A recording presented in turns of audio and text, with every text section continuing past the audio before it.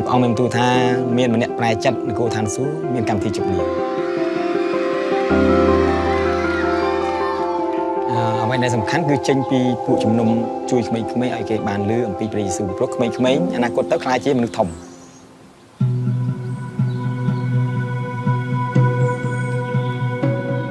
គឺប្រជាពលរដ្ឋនៅកម្ពុជាពួកគាត់គឺជឿលើអរិយអ្នកតានិយាយរួមក្នុងគម្ពីរអរិយសាតាំងគាត់ជឿលើនេះមកគាត់ជឿព្រះយេស៊ូវប្រឈមមុខនឹងការបៀតបៀនមានសង្គ្រាមខាងវិញ្ញាណក្នុងចិត្តរបស់គេហៅថាមានវិញ្ញាណមួយរៀងស្ទះគេរៀងស្ទះឲ្យគេមិនឲ្យគេចង់ជឿព្រះយេស៊ូវទី1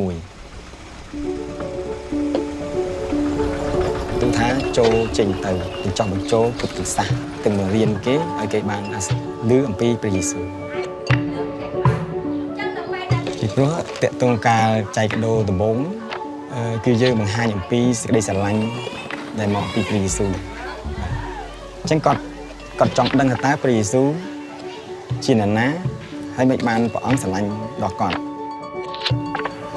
ខ្ញុំទទួលបបដោនៅឆ្នាំ2024ចាំតើខកំបាត់នេះព្រះបានបង្កើតតែមេនឹងផែនដីពេញដល់អំណរមកខ្ញុំជឿថាព្រះបន្ទូលដែលយើងបានចែកចាយទៅកាន់គាត់គឺជាជីវិតហើយក៏ជាពន្លឺបំភ្លឺក្នុងជីវិតរបស់គាត់ដែរណាភាពភ័យខ្លាចគឺគ្មាននៅក្នុងជីវិតហើយក្រុមតូចនៅកន្លែងនេះចាប់ដើមកើតមានតាមរយៈរកអេស៊ីដែរតាំងពីដែលថាចាប់ដើមពេលដំបូងដែលថាគ្រូមកបង្រៀនពេលដំបូងកូនខ្ញុំចាប់ដើមចូលបដែរខ្ញុំដូចអត់មាននិស្ស័យទៅអញ្ចឹងតែបើកូនមាននិស្ស័យហើយបញ្ជូនកូនទៅបដែរវាថាគាត់តាំងចិត្តថាគាត់ចូលព្រះយេស៊ូវចាពេលគាត់មកវិញមានអារម្មណ៍ថាគាត់សប្បាយចិត្តតែអ្វីមួយក្នុងខ្លួនអញ្ចឹងដឹងថាមិនតែខ្លួនឯងមិនមាននេះតែកូនអញ្ចឹងត្រេកអរក្នុងចិត្តក្នុងខ្លួនអញ្ចឹងបណ្ដោយពាក់យើងឃើញវាអររំភើបហើយមានអានឹងដែរមានហាងសង្គ្រាមហាងវិញ្ញាណព្រះអង្គចង់មានទំនាក់ទំនងមួយយើងតាមរយៈដែលយើងចាប់ក្មេងៗអំពីដំណឹងល្អយើងផ្លាស់ប្រែកូនគាត់ពីអត្តចរិតដែលមិនត្រឹមត្រូវមកត្រឹមត្រូវហើយពុកម្ដាយនឹងឃើញការអស្ចារ្យគាត់បំណង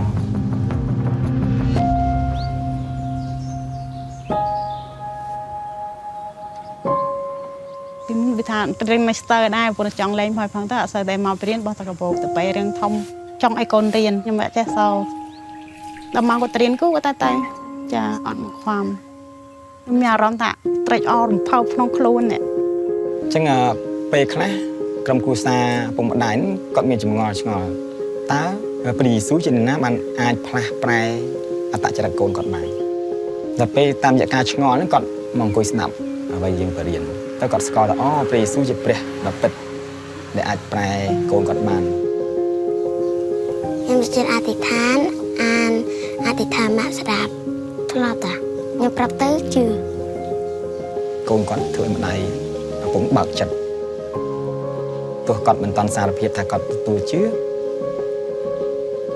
ប៉ុន្តែយើងនៅតែមានសេចក្តីជំនឿសង្ឃឹមថាគាត់នឹងទទួលបានការសង្គ្រោះមកពីព្រះអង្គថ្លៃទៅព្រះអង្គអត់មានបាក់ទឹកចិត្តអីទេ